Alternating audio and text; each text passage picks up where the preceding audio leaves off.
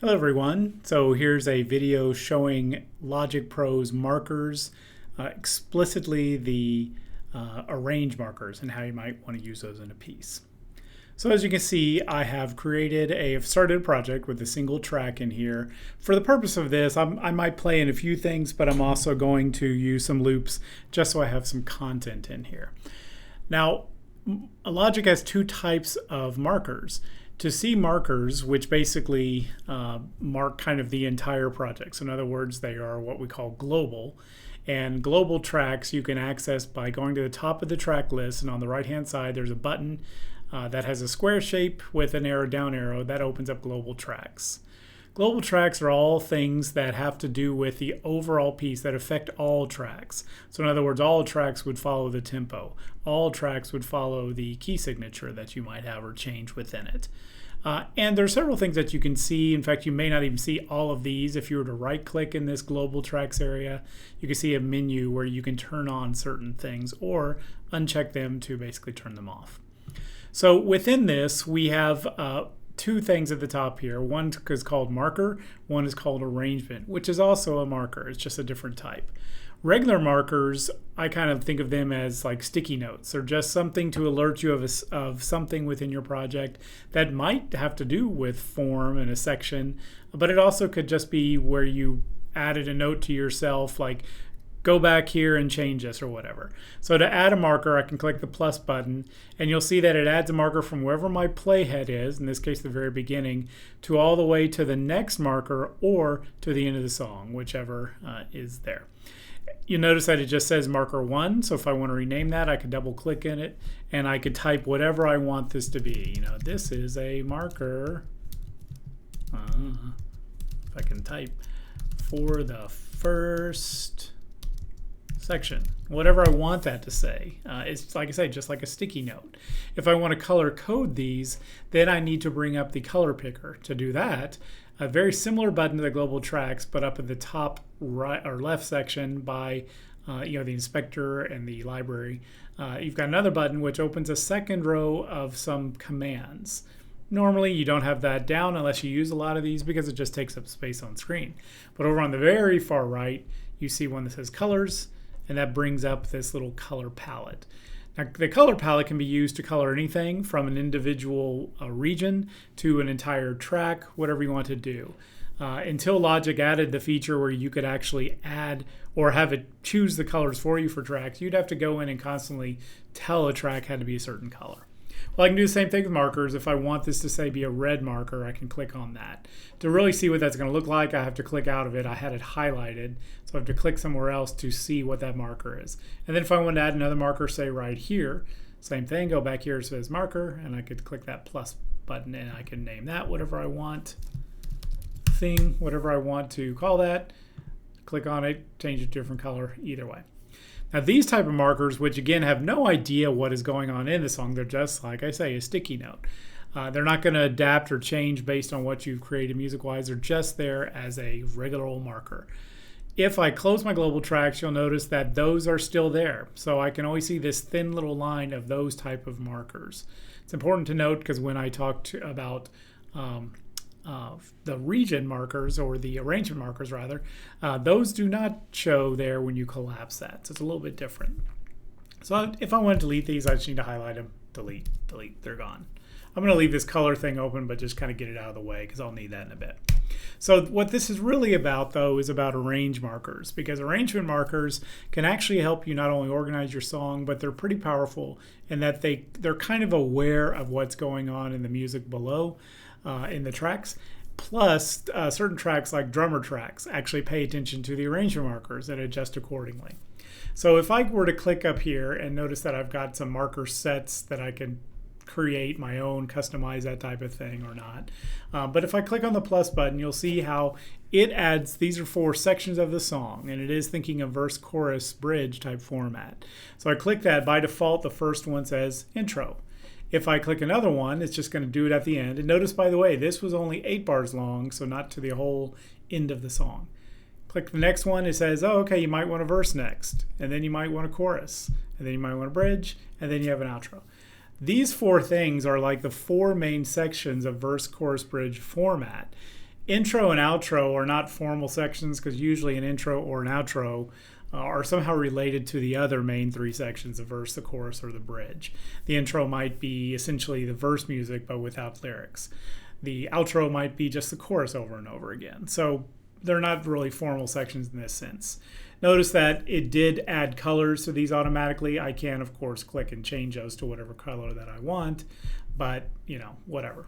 It's fine. Leave it that way. Again, notice that if I collapse this, they disappear. So you only see the arrangement markers while you have the global tracks viewable. That's because the arrange markers are really for how you're putting together your particular track, as opposed to the regular markers, which are good just to kind of see labelings of various things. This is kind of the initial step of I'm just kind of creating my music, and then I'm going to arrange it, and then I'm done with it, which is why you don't see it if you collapse that. So let's open up again. All right, so if I'm going to use that, and just to clean up stuff, I'm going to get rid of some of these other things that I don't need to see just to make it a little bit smaller. I'll leave the marker one there. So one thing you can do that's very cool with these arrange markers is that I can use the drummer track in a very clever way. So I'm going to click to add a new track, specifically the drummer track.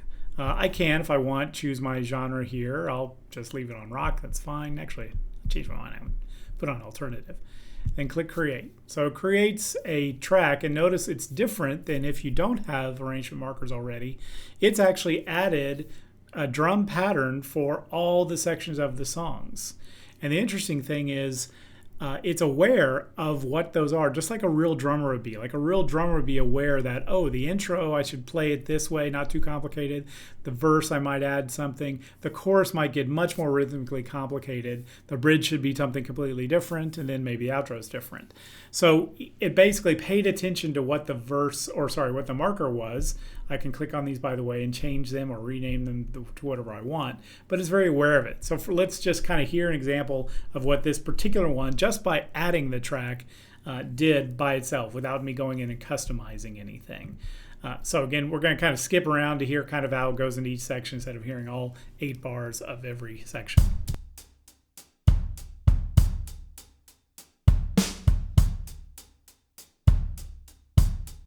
Okay, so then going into the verse, here's how that might change.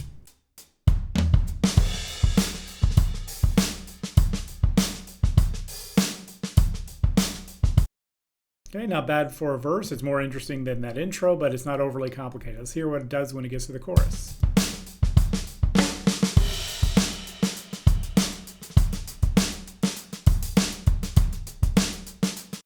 So it became obviously more active than the verse drum pattern, which is typically what a real drummer would do. And then let's hear how it changes for the bridge.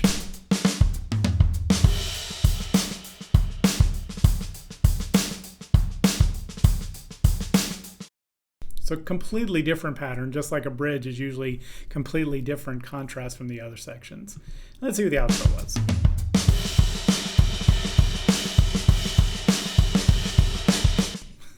Very active, and lots of like ride cymbal, crash cymbal banging on that. So very different. Now I can, of course, go down to my bottom arrange area. You can see how as I click on these, that you see the parameters that were automatically changed for me. But obviously I can go back down, choose a different pattern. I can customize it any way that I want. But it's very cool because just like in the project where you used a drummer track, it's like telling a drummer verbally, hey, here are the sections of the songs, play something that's appropriate for that, and it does it for you. You don't have to customize that, although you can.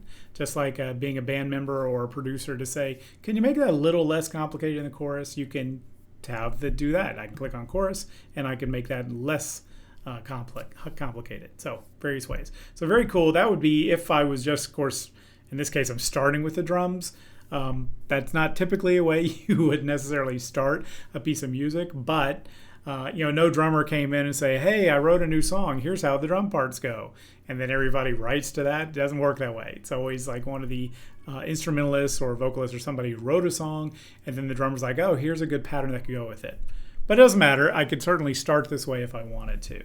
Now, other instruments I might throw in there, I'm just going to grab some stuff from the loop browser. I'm going to Wait a second here as it thinks about it for a moment. Okay, so I'm going to go to instrument. I'm going to go to, let's add the bass first. Why not? And again, I can do my typical stuff that I do where I say like, well, this is going to be rocky blues type of bass sound.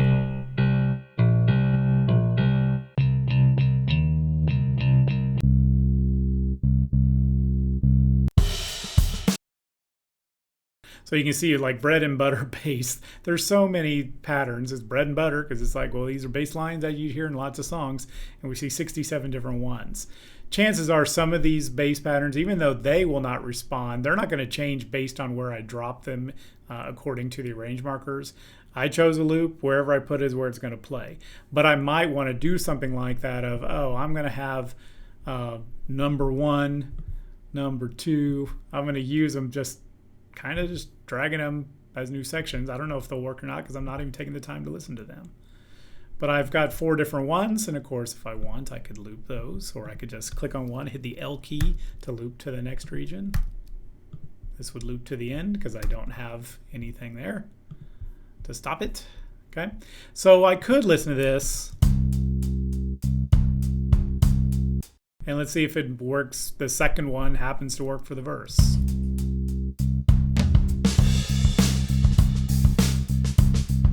Not bad. Here's where the chorus, again, just randomly picking the next one in the list.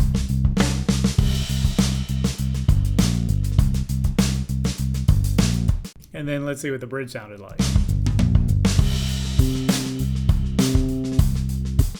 Interesting, because it definitely was a big contrast from that. Now I may still want to go in here and say, yeah, but I want everything to shift up to a different chord. So again, I may go over to my inspector and transpose that, not by an octave, but maybe say, I want that to go up 7 steps so that I actually have a chord change.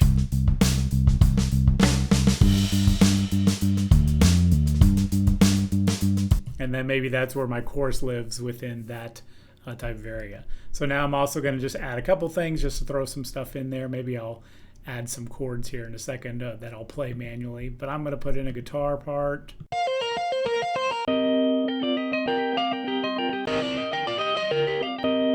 Sure, I'm just grabbing the first thing I find basically. I'll try doing the same thing. I maybe don't want the that to come in right at the beginning. Maybe I'll have it start in the intro without that. I'm going to actually use that same one, I think, for my verse. And then I'm going to go whatever this number 2 is, put it in my chorus. Number 3 I'll use for my bridge. Okay, so I'm just kind of thinking, well, I want that guitar part to continue through my verse. So again, I'm just hitting this or the L key to loop, or dragging manually in the upper right corner to get that loop going on. Now this actually, outro would probably not be the same as my bridge, so I won't do that. Let's just hear how this starts.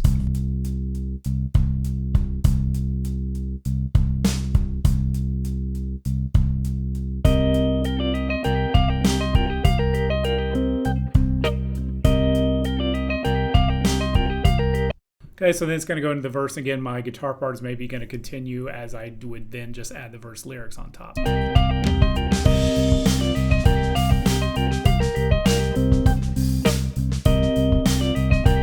And then when I get to my chorus, of course, I might want to have this go up the same way. That is up, I think I said 7. Yep, that's what it says. So we'll hear this change.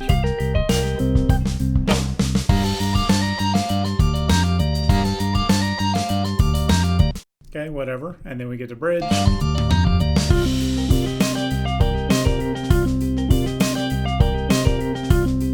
And maybe I decided to get creative of like, well, I'm just going to have that. I'm going to option drag to copy that into place, so it will like be every other bar of that bridge, it'll adjust.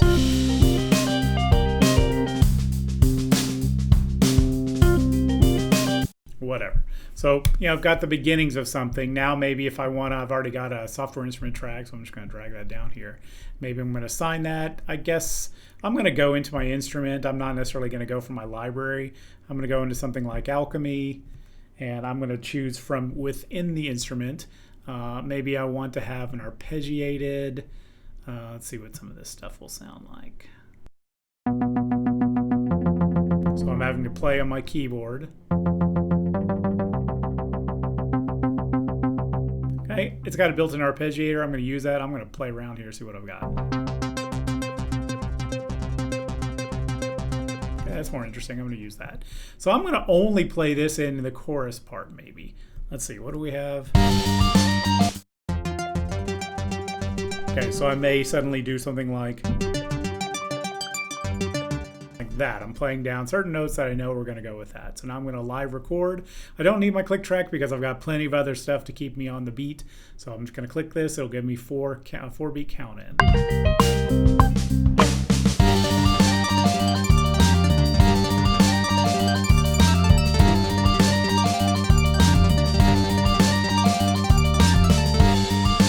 Okay, I'm going to go ahead and shorten that up. I'm going to quantize this, which I was only playing on quarter notes, so making everything align to the quarter note should work.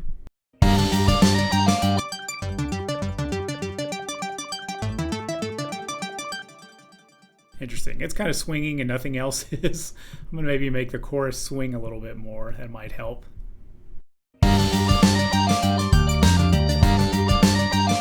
Yeah, it makes it sound a little bit better. Okay, so I've got something, and maybe that's going to loop to the end of that bridge, or sorry, chorus. So you can see that I've got 3 distinct sections. The intro is basically kind of the verse. The outro I haven't done anything with. I'm not going to worry about that right now. But I have the building blocks of my song. Well, here's the cool thing about arrange markers. First of all, it was very cool that my drummer track would follow my arrange markers. That is very cool. But what is really neat is that then I can start arranging these things. As we talked about in the form discussion, most verse, chorus, bridge, certainly it wouldn't be this is the whole song, intro, verse, chorus, bridge, outro, it wouldn't be done. Maybe I have 2 verses and then the chorus. So the way this works with these things, these arrange markers, is that these markers, as I click on them, they're kind of aware of what's going on down here, meaning that if I were to Option drag to copy something, I can move it over here like this and let go, and it copies everything that was underneath. So you can see I have, oh yeah, verse 1, verse 2, because maybe nothing changes. Maybe this guitar is out for a beat or something. I don't know. So I can do that. Maybe the second verse adds one more thing to make it more complicated. Maybe then I have a chorus, and then maybe what I do is come back to another verse. So I'm going to highlight that again, Option drag. On the other side of the chorus, let go. It pushed down the bridge even further. Let's get rid of this stuff over here. Push it down even further, so now I've got my bridge down here. Now I might, as a traditional form might go, that I have my chorus next. So I drag that down here, and now I've got a chorus. Now I have my bridge maybe after that. Maybe then that's followed by yet another chorus. And then maybe my outro is even further. Let's get rid of this stuff. Maybe my outro is, oops, what just happened? Boop, boop, there we go. My outro is kind of continuing the same chorus stuff, but maybe the drum pattern changes as it did. So I'm going to click my button to kind of zoom in to see the entire thing. So I can see, maybe not that much, there we go. I can see my entire section laid out. Here are my verses and the brown marker that I put in there. Chorus, since chorus is more exciting, I'm going to actually change that color. Let's change that to red, because the chorus, of course, is what everybody likes. Chorus. Plus it just visually, oops, I missed one, makes it easier to see as I'm looking at it. Maybe the bridge is so different, I'll make that blue, whatever. So I can see these range markers, and you could see that once I get the section done, all my verses basically sound like this, all my choruses basically sound like this, my bridge usually only happens once, sounds like this, and then I can either move stuff to rearrange it, or I can copy, I can add it, and I'm very quickly have the entire song laid out. All I really needed to record was a verse, a chorus, and a bridge. The rest is just going to be variations or direct copies of that. So when I go over here and say, well, how long is this? I can go to beats and time. Say, well, my playhead shows that this is now at the 73rd bar. That is, remember, this is simply time code, so this is saying hour, or I'm within the first hour, but it's 2 minutes and 52 seconds long. All I maybe recorded was 3 sections that maybe lasted 30 seconds, but because I copied them, which is what happens within songwriting this way, you have sections that just kind of repeat. Now you might decide, as I kind of alluded to, you might decide the second verse or the third verse, maybe they're going to be slightly different. Maybe the third verse, I won't have that guitar in there, so I shorten that. Maybe the third verse doesn't have any type of guitar. So, that's just a variation of that. Maybe this chorus, this arpeggiated part is up an octave. So I can highlight that region, go over to my inspector and say, well, that's going to be up an octave. So I can make these little changes between each version of it, but I don't need to recreate or copy everything over and over again for these sections. So all I need to really do is create the basic version of each of these three sections, verse, chorus, and bridge, and then copy them around, then add things to that or take things away. Same thing with my intro and outro. I don't even have to really do anything to them until I get done, because then I can always copy elements and put them into the intro or outro. So it's very cool. And once again, remember that once I hide the global tracks, those arrange markers are gone. So it's only if I need to see them again or rearrange stuff that I can do that. So it's a very quick way to arrange an actual piece using a certain form where you can just take sections and copy them, move them around, way faster than trying to just recreate or move stuff around manually the entire time. So try that out, see if that helps your workflow for a form that you want to create in a traditional type of popular song.